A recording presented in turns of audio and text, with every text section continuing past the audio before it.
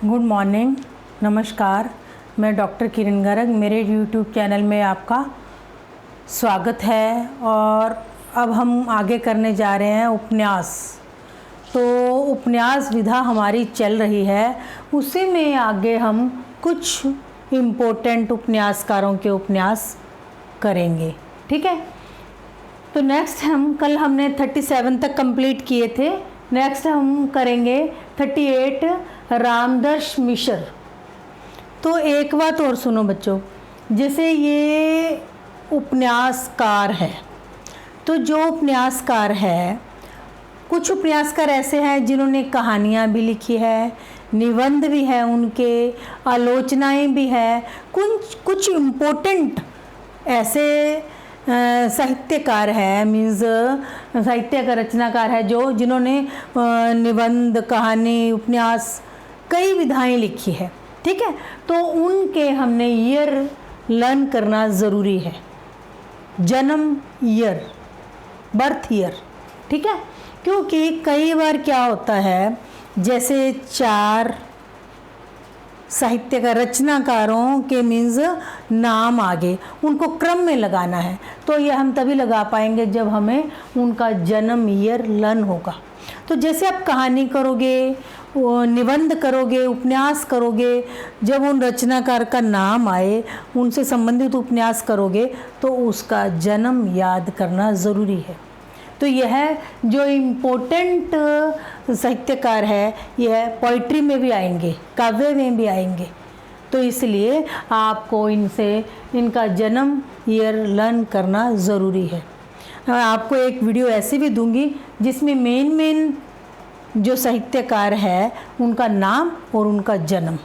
ठीक है, तो जैसे आप उपन्यास करो, कहानी करो, निबंध करो, तो जैसे ही वो नेम आए आप उसका ईयर लर्न करो। बार बार जब करोगे तो आपको याद हो जाएगा, प्रॉब्लम नहीं आएगी, बल्कि इजी हो जाएगा। जब आप थोड़ी सी कोशिश करोगे लर्न करने की तो आपको याद हो जाएगा। ठीक है, तो जैसे मैंने पिछली वीडियो में नहीं दिए थे ईयर, अब मेरे को ध्यान आया तो अब मैं साथ साथ ईयर लिखवा रही हूँ। ठीक है, जैसे अब बात करेंगे हम रामदर्श मिश्र की, तो रामदर्श मिश्र जी के उपन्यास की बात करेंगे हम। तो रामदर्श मिश्र जी का जन्म 1924 में हुआ था।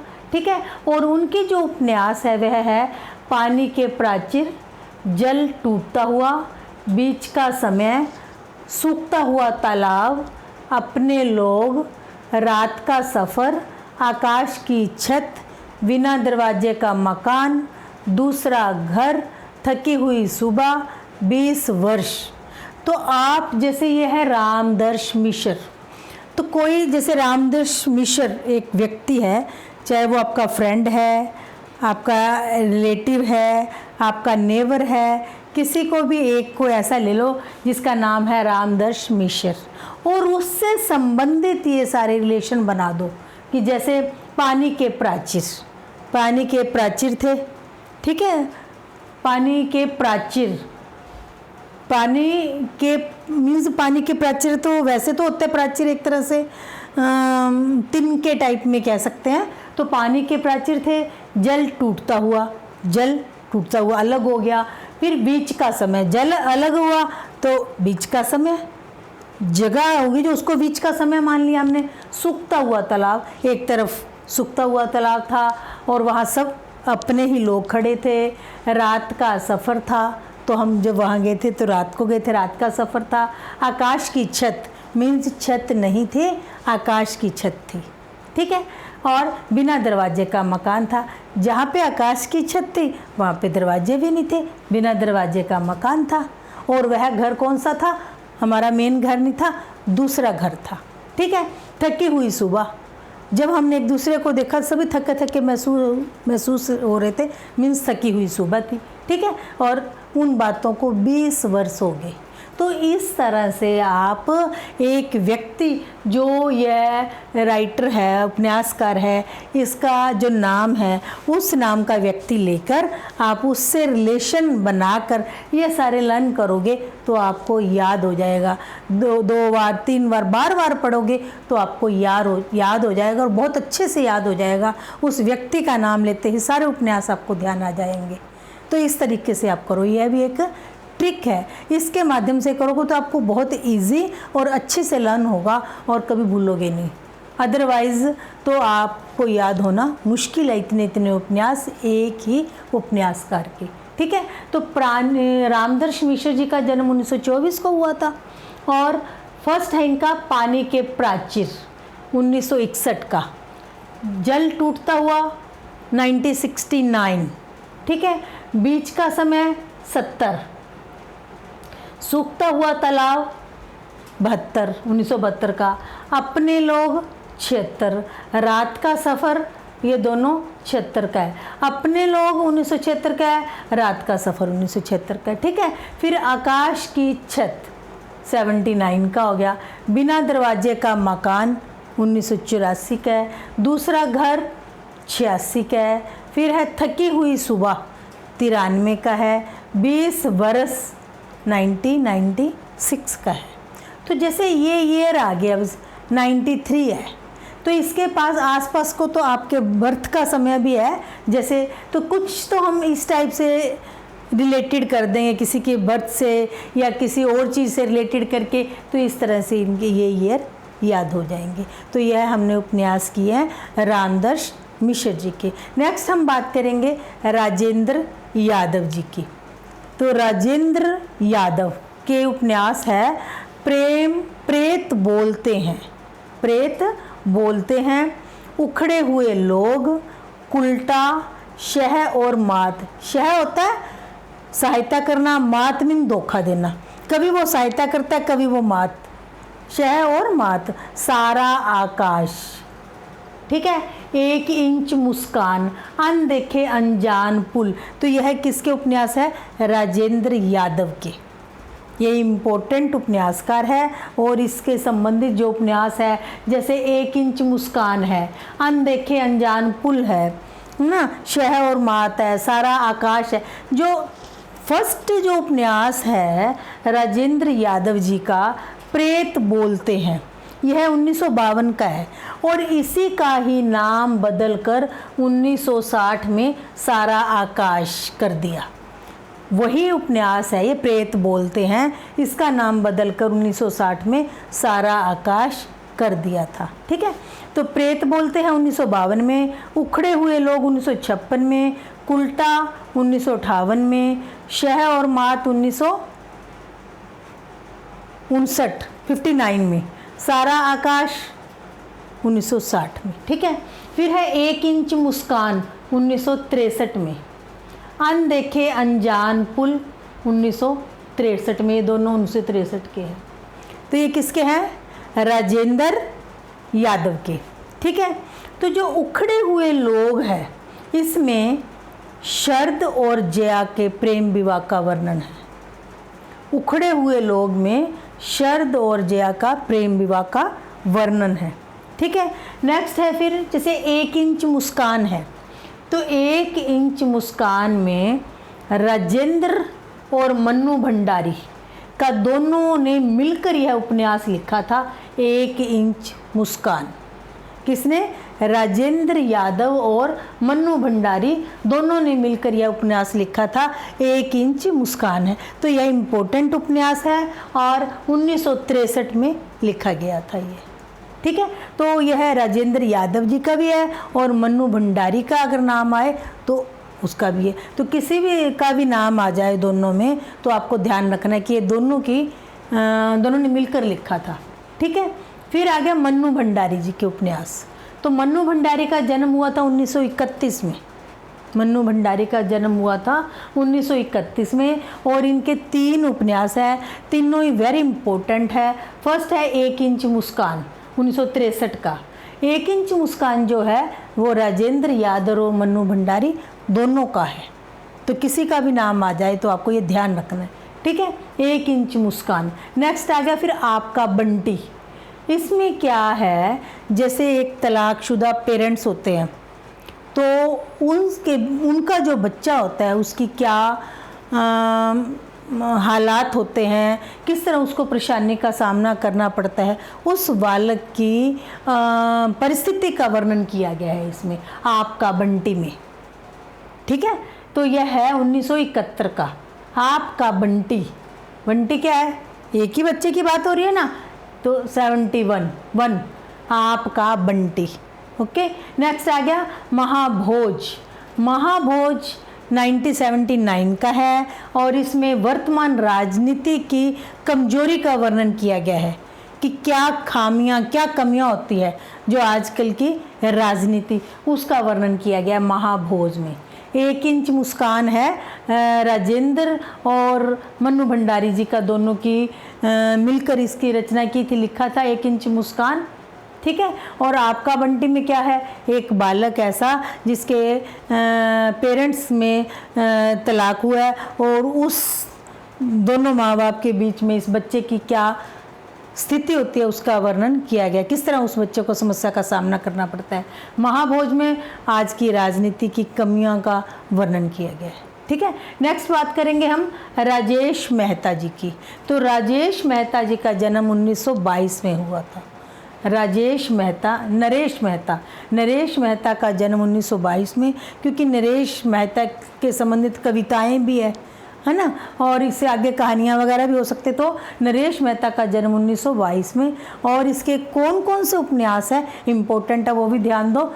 डूबते मस्तूल, धूमकेतु एक श्रुति, यह पथबंधु था, 2 एकांत, नदी यशस्वी है, प्रथम फागुन, उत्तर कथा भाग 1, उत्तर कथा भाग 2।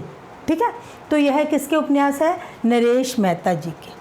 तो जैसे इनका एक उपन्यास है धूमकेतु एक श्रुति और एक है नदी यशस्वी है, तो इन दोनों में एक ही कथा को लिया गया है, एक ही कहानी को लिया गया है। धूमकेतु एक श्रुति और नदी यशस्वी है, इन दोनों में एक ही कथा या कहानी को लिया गया है। तो नरेश मेहता जी का फर्स्ट उपन्यास है डूबते मस्तूल, जो है 1954 का, 1954। धूमकेतु एक श्रुति 1962 का है। यह पथबंधु था, अकेलेपन का वर्णन किया गया।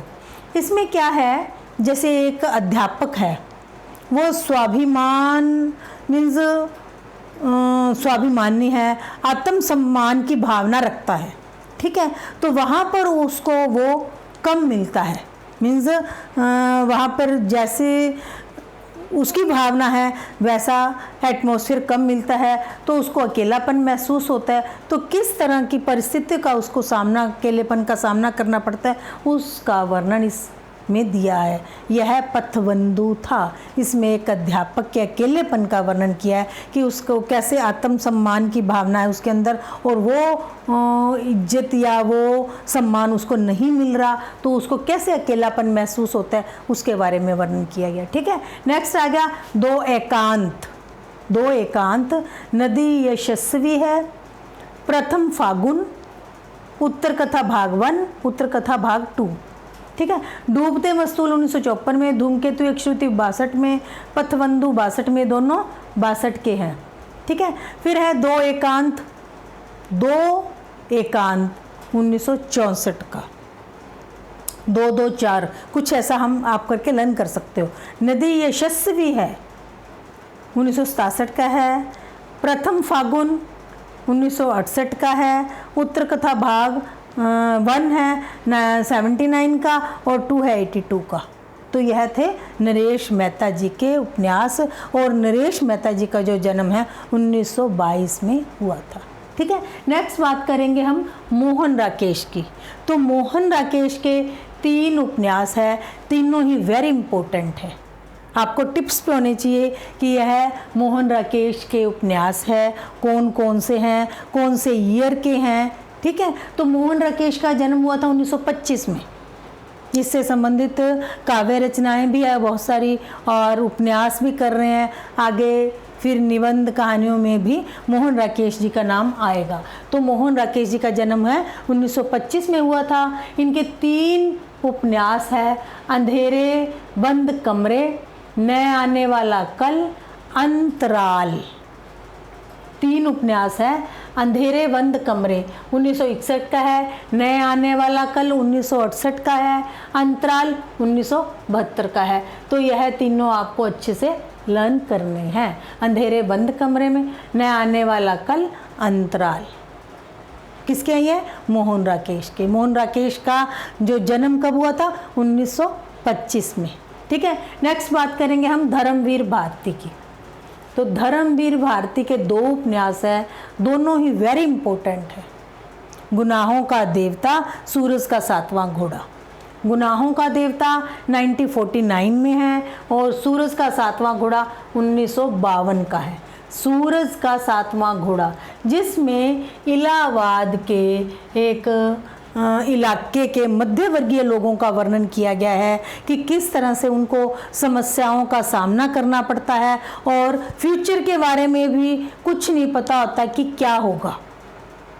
इस परिस्थिति का वर्णन किया गया है। सूरज का 7वां घोड़ा 1952 का है और इसमें इलाहाबाद के एक क्षेत्र का वर्णन किया गया है जहाँ के मध्यवर्गीय जो लोग हैं उनको किन किन परिस्थितियों का सामना करना पड़ता है और फ्यूचर के बारे में भी उनको कुछ नहीं पता कि क्या होगा।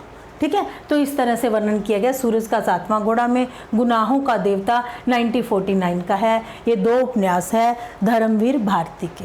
तो धर्मवीर भारती की काव्य रचनाएं भी काफ़ी है और आगे भी इससे संबंधित कहानियाँ, निबंध वगैरह भी मिलेंगे आपको। नेक्स्ट बात करेंगे हम निर्मल वर्मा जी की। तो निर्मल वर्मा जी का जन्म हुआ था 1929 में। निर्मल वर्मा, इनसे संबंधित कुछ 5 ही उपन्यास है और 5 इम्पोर्टेंट है, आपको क्रम में लर्न करने हैं। वे दिन, निर्मल वर्मा के बारे में बात कर। निर्मल वर्मा एक व्यक्ति है।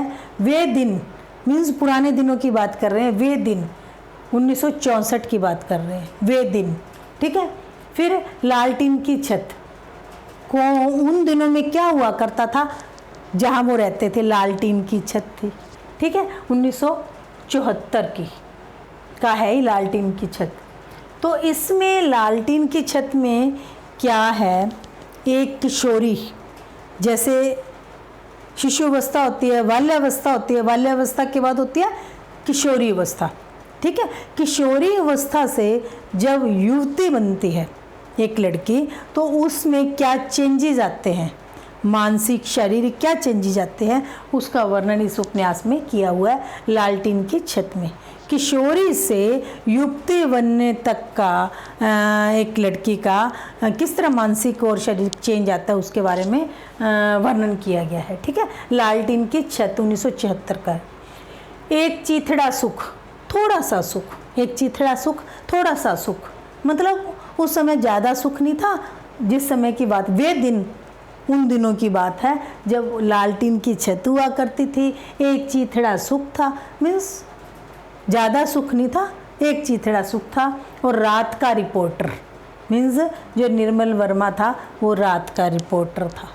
ठीक है, और अंतिम अरण्य, और अंतिम अरण्य था। तो इस तरह से आप निर्मल वर्मा जी के साथ इसको रिलेटेड करके लर्न करोगे तो आपको अच्छे से लर्न होगा और भूलोगे भी नहीं। जब भी उपन्यास सामने आएगा तो आपको निर्मल वर्मा जी का नाम याद आ जाएगा, या निर्मल वर्मा को याद करोगे तो उनके उपन्यास याद आ जाएंगे।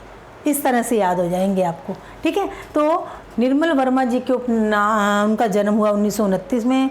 फर्स्ट उपन्यास है वे दिन 1964 में, लालटीन की छत 1974 में, 74 में, 74 में, एक चीथड़ा सुख 79 का है, रात का रिपोर्टर 89 का है और अंतिम अरण्य 2000 का। ठीक है, नेक्स्ट बात करेंगे उषा प्रियविंदा। उषा प्रियविंदा के उपन्यास भी इम्पोर्टेंट है। सिलेक्टेड से थोड़े से उपन्यास है और इम्पोर्टेंट है। ठीक है, उषा प्रियविंदा का जो जन्म हुआ था 1931 में, 1931 में उषा प्रियविंदा। ठीक है, तो जैसे उषा का ऊ और शाह का ये मात्र ले लो तो ये 31, इस टाइप से लर्न करो आप रिलेटेड करके। ठीक है, उषा प्रियविंदा 1931 का जन्म है। ठीक है, इनके उपन्यास कौन कौन से हैं? 55 खंबे लाल दीवारें। उषा प्रियविंदा का जो मकान ले लो है उसमें क्या है, 55 खंबे हैं, लाल दीवारें हैं, रुकोगे नहीं राधिके, वो अपनी फ्रेंड को कहती है रुकोगे नहीं राधिका, 1967 का है। 55 खंबे लाल दीवारें 1961 का है। शेष यात्रा, रुकोगी नहीं राधिके, वो अपनी फ्रेंड को कहते रुकोगी नहीं राधिके, रुकोगी नहीं। शेष यात्रा, शेष यात्रा वो जा रही थी तो उसकी जो जाते हुए शेष जो बाकी यात्रा बची उसके बारे में बात हो रही है। और अंतर्वशी है, अंतर्वशी 2000 का उपन्यास है। तो 4 ही उपन्यास है, 55 खंबे लाल दीवारें, रुकोगी नहीं राधिका, शेष यात्रा, अंतर्वशी। ये किसके उपन्यास है? उषा प्रियवंदा के। ठीक है, तो उषा प्रियवंदा का जन्म हुआ था 1931 में और 55 खंबे लाल दीवारें 1961 का, रुकोगी नहीं राधिका 1967 का, शेष यात्रा 1984 में, अंतर्वशी 2000 या 2000 का है। तो इस तरह से हमने कुछ इम्पोर्टेंट उपन्यासकारों के उपन्यास किए, जिसमें रामदर्श मिश्र, राजेंद्र यादव जी और मन्नू भंडारी, नरेश मेहता, मोहन राकेश, धर्मवीर भारती, निर्मल वर्मा, उषा प्रियवंदा, यह हमने उपन्यासकारों के उपन्यास किए और ये सारे इम्पोर्टेंट है, आपको अच्छे से लर्न करने हैं। टाइम कम है, थोड़ा ज़्यादा टाइम लगाओ और इसकी बार बार रिवीजन करो, तभी आपको अच्छे से लर्न हो पाएंगे। ठीक है, तो